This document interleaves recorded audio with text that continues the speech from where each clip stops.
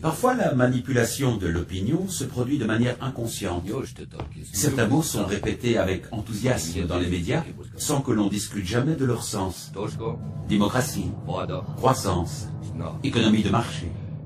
Prenons le mot le plus consensuel, la démocratie. Le concept est toujours présenté comme indépassable, sans être plus jamais débattu. Et pourtant, qu'est-ce donc que notre démocratie?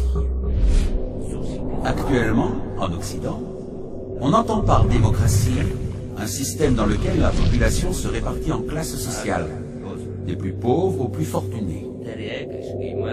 Le peuple désigne tous les 5 ans environ ses représentants issus des partis politiques pour le gouverner et voter les lois.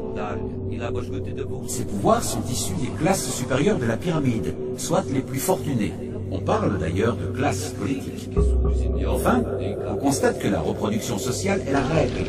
Autrement dit, qu'il s'agisse des pauvres comme des riches, la grande majorité reste toute sa vie dans la même catégorie sociale, qui était déjà celle de ses parents et qui sera celle de ses enfants.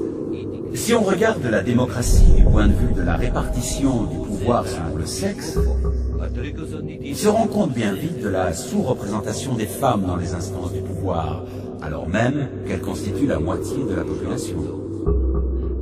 En observant la couleur de la peau, on se rend compte également que la pyramide est proportionnellement plus blanche à son sommet qu'à sa base dans la plupart des démocraties. On parle de démocratie, mais l'essentiel du système ne comprend aucune démocratie. C'est le cas notamment du monde du travail et de l'entreprise, dominé par le principe hiérarchique. Et la plupart des domaines de la vie, l'énergie, le transport, l'école, les services publics, la finance. Dans le monde des médias, on observe une forte concentration des acteurs qui ont par ailleurs d'autres intérêts. Les armes, les avions, le luxe, le bâtiment, les télécommunications. La plupart des journalistes qui font l'opinion vivent dans les classes aisées et l'on peut penser qu'ils auront tendance à défendre, même inconsciemment, les intérêts de leur catégorie d'appartenance. D'autre part, notre système économique favorise l'accumulation des richesses chez ceux qui en possèdent le plus. Il se trouve que ce sont les plus riches qui prêtent aux États et qui perçoivent les intérêts de la dette publique.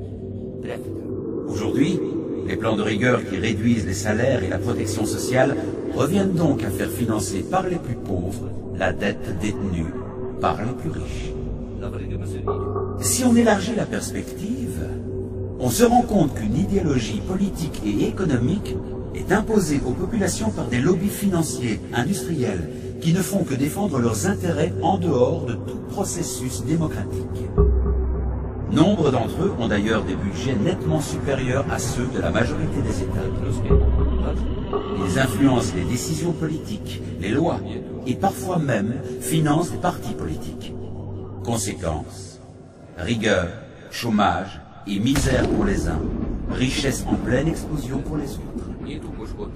Preuve en est, l'endettement de tous les États du monde est égal aux actifs de seulement 10 banques. Est-ce bien à cette réalité que fait référence la démocratie, ce système tant vanté dans les médias?